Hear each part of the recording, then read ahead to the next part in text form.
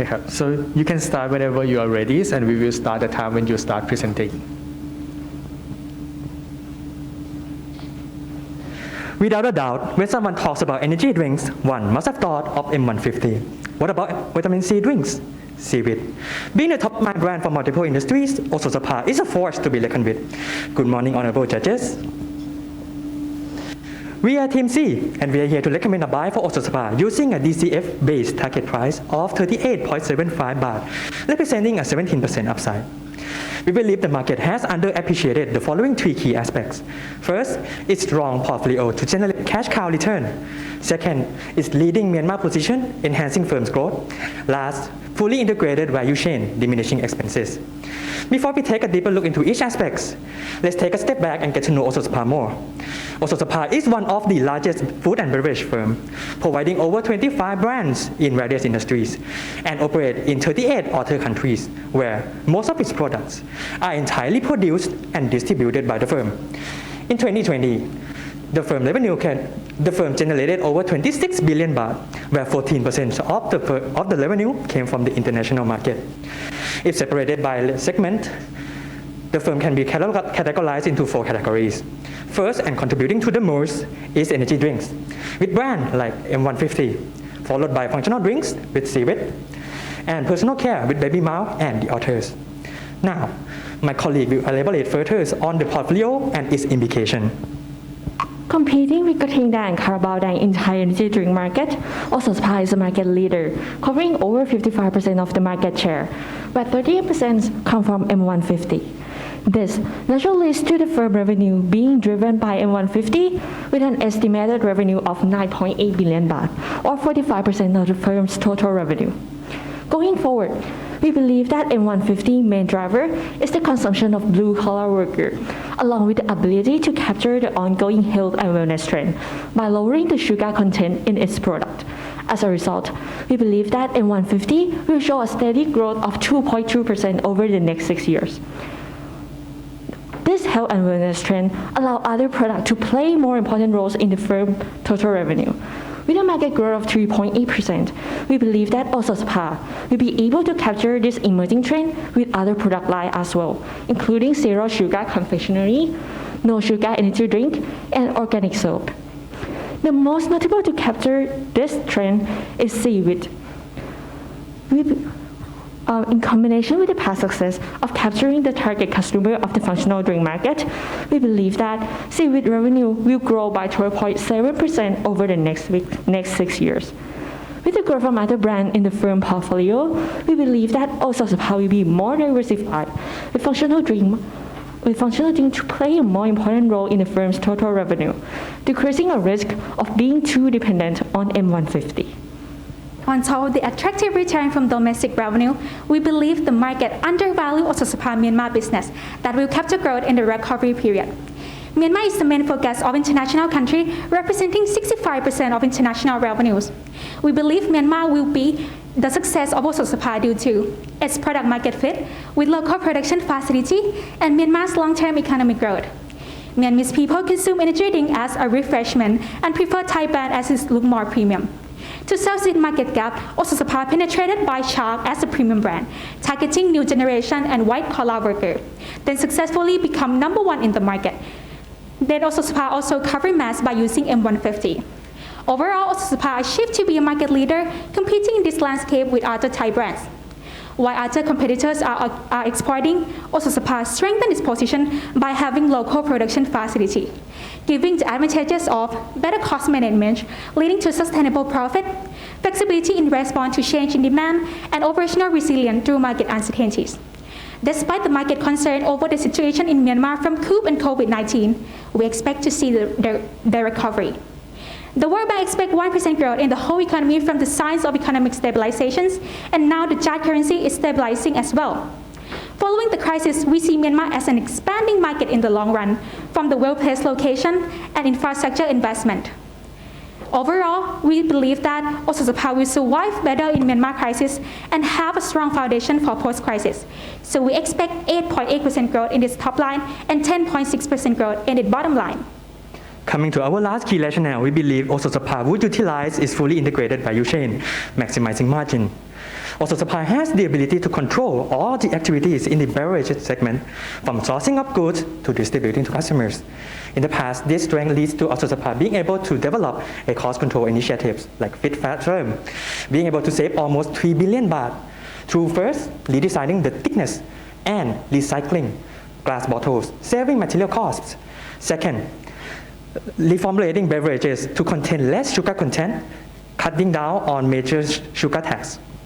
Now, without stopping, also supply has launched the next cost control initiatives, Fast Forward 10x, to further offset the increase in the commodity cost from the inflation rate of 1.7% this year and the to be increased sugar tax costs.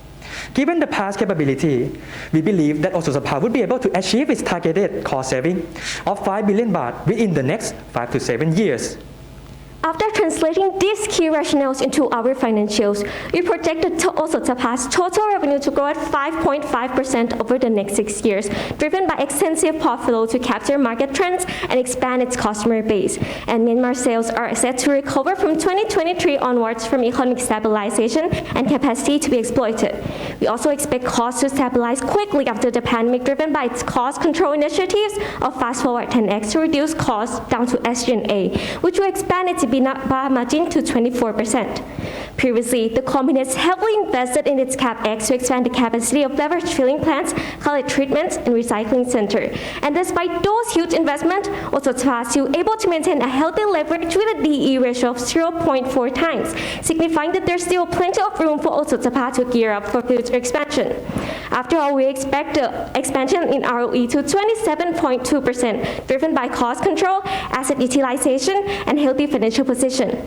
With the expected EPS growth of 9% and the ability of also Japan to pay out these earnings to shareholders, we then expect also Japan DPS to reach 1.7 baht by 2027. Additional assumptions regarding discount rates and terminal growth rates are used to arrive at the DCF base target price of 38.75 baht. Along with the expected DPS in 2022 of 1.13 baht, the total return to shareholders sums up to 20%. With our buy recommendation, we further conducted a relative valuation where we include peers who operated in the business of energy drinks. Thus, with forward PE and forward EV/EBITDA, it shows that also Japan is in fact trading in line with its peers, reconfirming our recommendation.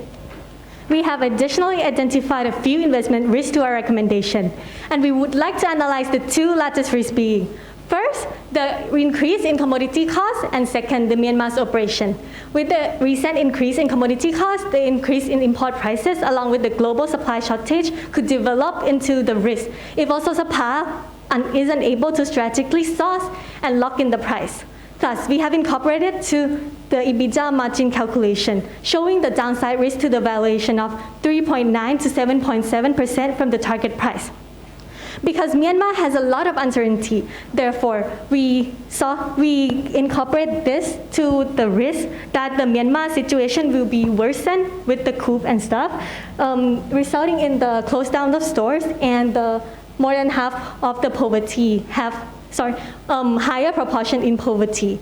And this result in the valuation impact of the downside risk of 3.2 to 8.4%.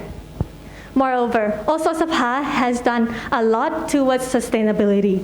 First, it has the recycling center, which lowers the waste. And second, it has the She Vision Zero, which increased the training, resulting in the 10% reduction in the workplace accident.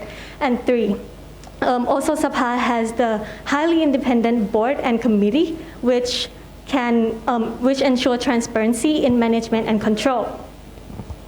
And apart from those three policies, also Sapa has many more policies implemented in place in order to ensure that the company has reached the sustainability goal. And with this policy in place, the also Sapa has the lowest sustainability risk in line with the competitor. And in conclusion, also Sapa, being the cash cow firm supported by the strong portfolio coupled with the Myanmar's growth potential and the decent cost control, solidify our buy recommendation that this is also Sapa's time, also Sapa's period to enhance the growth. Thank you for your time, and we are now open to the floor to Q&A. Sorry, thank you.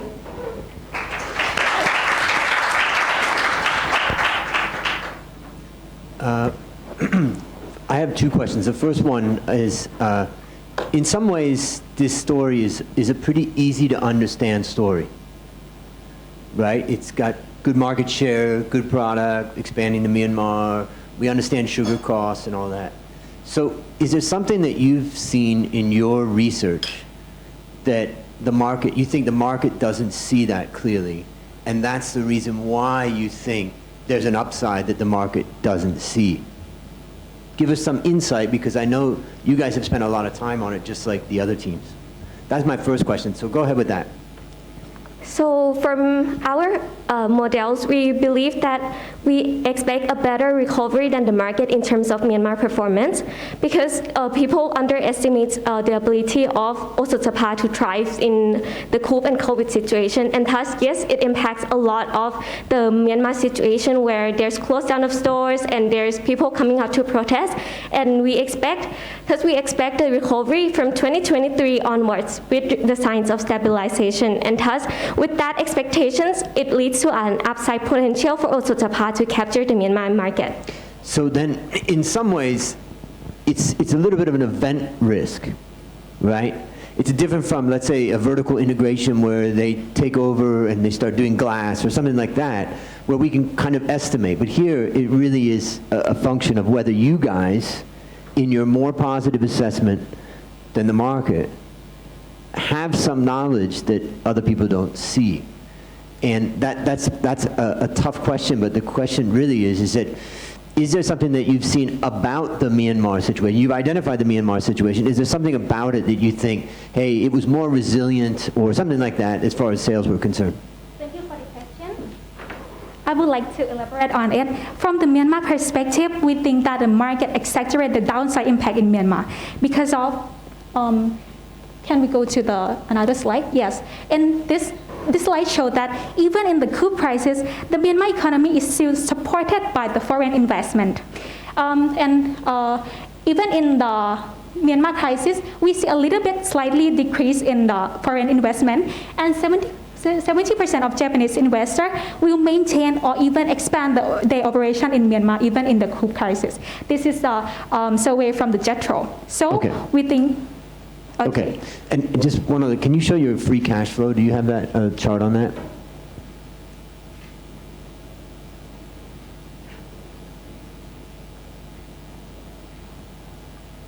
So what I'm concerned about is that you showed a CapEx chart that they did a big CapEx, and then your CapEx kind of went down. And you know, it's nice to think that your CapEx is going to go down, but the reality is that as you're doing business and you're expanding your revenue, you've got to have more CapEx. Here you have a CapEx assumption from 2022 of 2,334 to even down by the time we're at 2027 at 2,297. That would imply that your free cash flow could be a little overstated if that CapEx turns out to be higher. What gives you comfort that this CapEx is going to be flat for the next 5 years? That's my last question. So from our forecast, we believe that Osotapa has heavily invested in its CapEx in the past 3 years, which resulted in higher PPE from around 8,000 to 10,000, over 10,000 million baht, and thus that shows that Osotapa still have available headroom capacity for Osotapa to produce more and experience growth in that capacity. Thus we believe that in the next few years, what Osotapa will focus more is on the digitalization and more on investing in digitalization to make the process more efficiency instead of investing in expanding its capacity of facility or in the plants. Yeah. You have a slide for energy drink CAGR of 2.2%. I think that's Thailand. Why are you assuming 2.2 given the market fell for the past 2 years and the market sees energy drinks as ex-growth or mature? So So thank you for your question, and I would like to elaborate more on a little bit about industry of energy drinks. In the past 2 years, yes, energy drinks in fact experienced a contraction, and that is mainly due to the COVID-19 effects on the blue segment callers, where they have lesser income to purchase on M150, and thus we believe that those impacts on the blue collar workers will be short terms, and thus in the future we expect the recovery from 2022 onwards, making the growth in industry. Right, I'll stick to this slide. So basically this 2.24%, what's the breakdown between the growth from the price increase and the growth from the volume? I would like to take on that question, Kap. So with our analysis, we believe that we were referring, this model referred to the Q3 of last year. Therefore, this has not taken into account the increase in price yet. However, we do believe that with the product expansion of launching the 12 baht M150, it would cause this margin to be even further, even solidifying our buy recommendation even more. However, to answer your question about the 2.24%, we believe that there would be more consumption in the blue-collar workers due to more construction sites being opened up. So they'll work more, so they'll drink more. The Right. amount of drinkers is the same, but maybe they'll drink 2 bottles more per day.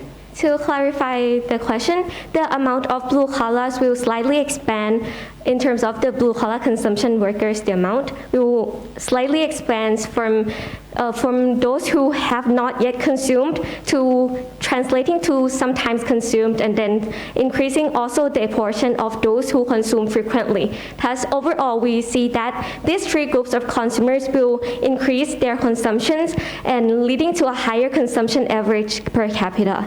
Okay, thank you. My second question is this: why do you think the price of this product stay the same for 37 years? I would like to answer that question. Thank you very much, Kap.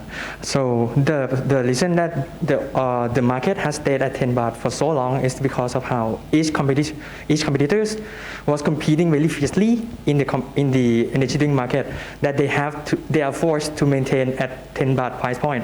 However, there is a recent change in the industry with also Sapa launching a Black Galingale product line with 12 baht price point proved to be a success to them, which solidified that decision to launch the new product of M150 with 12 baht. And we also believe that with this move would make the industry to move towards 12 baht to become the new mass price point for energy drink market. I would like to add on to that question. Like the way that they stay into that price for so long because of the main target group is the blue collar worker, so they are price sensitive person, so it's hard to increase the price. And it is a competitive market, so it's better to stay that way. Do you think there's a clear correlation between minimum wage in Thailand and the growth of this kind of product? And given the fact that the minimum wage in Thailand has been basically flat over the past 5 years, that is explained why this market, this core business of also Sapa become X growth. And do you think if in the futures there is no change in the policy about the minimum wage, do you think you can expect a 2-3% kind of growth, or it will be flat or even negative because working population is decreasing? Thank you for the question. That was a really great question, and I would like to answer that. So we believe that in the past, we believe that minimum wage would be highly correlated to the 10 baht price point.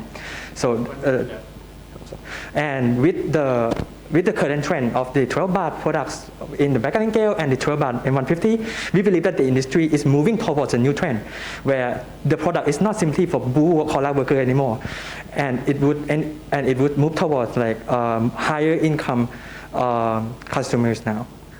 Can you go to your ROE slide? You're going to only have about 15 seconds to answer this question, but that's a big jump from 17 to 27, coming mainly from net profit margin.